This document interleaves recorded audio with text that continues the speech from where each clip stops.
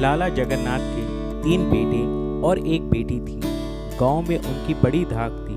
गांव का कोई भी काम हो, लाला जी हमेशा सबसे आगे रहते थे। लोगों की निस्वार्थ भाव से सेवा करने से लेकर ईमानदारी से व्यवसाय करने में उनका कोई सानी नहीं था। उन्होंने अपने तीनों बेटों की शादी तो धूमधाम से कर दी थी। अब उन्हें चिंता थी तो अपनी एकमात्र पुत्री की, जो उन तीनों भाइयों में सबसे छोटी थी। उसके लिए कोई सुयोग्य वर मिल जाए तो वो अति शीघ्र ही उसका विवाह कर दें। बिन माँ की बच्ची का विवाह कैसे हो, इसी उधेड़ बुन में वो लगे रहते थे। इसी चिंता में लाला जगन्नाथ बीमार पड़ गए। उन्हें लगा कि उनका जीवन अब ज़्यादा नहीं रह गया है, इसलिए उन्होंने परिवार और व्यवसाय आदि के संदर्भ में निर्णय लेने के लिए अपने बड़े पुत्र सोहन को बुलवाया।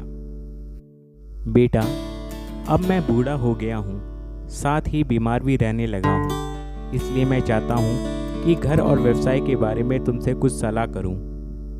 हाँ पिताजी, बोलिए, आप क्या कहना चाहते हैं? सोहनलाल ने पूछा।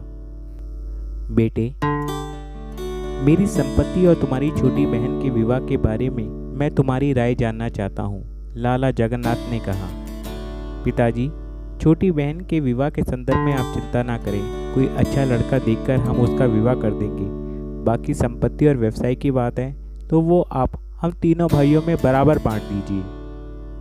सोहनलाल की बातों से लाला जी को ज़्यादा प्रसन्नता नहीं हुई। ऐसा लग रहा था कि सोहनलाल केवल पैसों की ही कामना कर रहा है। सोहनलाल के मन की बात जान लेने के बाद लाला जी ने अपने दूसरे बेटे को बुलाया, जो कि शहर में अपने परिवार के साथ रहता था। लाला जी ने उससे भी वही प्रश्न किया। पिताजी, आपने बिल्कुल सही समय पर यह बात सोची है। आप जायदाद का बंटवारा मेरे और बड़े भैया के नाम पर कर दीजिए। छोटे को मैं अपने साथ शहर ले जाऊंगा और वहीं कुछ व्यापार करवा दूंगा।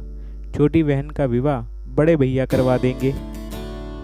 अपने दूसरे बेटे की बात सुनकर लाला जी और भी हताश हो गए। अब उनकी इच्छा नहीं थी कि वो अपने तीसरे बेटे से भी इस संदर्भ में कुछ पूछे, परंतु तीसरे बेटे के मन में क्या खिचड़ी पक रही है, ये जानने की लालसा से उन्होंने अपने तीसरे बेटे को भी बुलवा भेजा। मोहनलाल को बुलाकर उन्होंने उसके समक्ष वही प्रश्न किया जो उन्होंने अपने पहले 2 पुत्रों के समक्ष किया था। दोनों भाइयों की तुलना में उनके छोटे बेटे के विचार सुनकर वो अचरज में पड़ गए। पिताजी, आप अभी से जायदाद के बंटवारे की बात क्यों सोच रहे हैं? आप जल्द ही स्वस्थ हो जाएंगे, तब हम छोटी के लिए उपयुक्त वर देखकर उसका विवाह करेंगे। आप निश्चिंत होकर आराम करिए, मोहनलाल ने कहा। परंतु बेटा, मैं चाहता हूँ मेरे जीते जी ये बंटवारा हो जाए, लाला जी ने कहा। अगर आप ऐसा चाहते हैं तो आप संपत्ति के 5 हिस्से कर दीजिए, उनके तीसरे बेटे मोहनलाल ने कहा। 5 हिस्से? वो क्यों भला? लाला जी ने हैरानी से पूछा। 3 हिस्से हम तीनों भाइयों के तथा 1 हिस्सा छोटी बहन का और 1 आपका, मोहनलाल ने कहा। मैं समझा नहीं, लाला जी ने फिर कहा।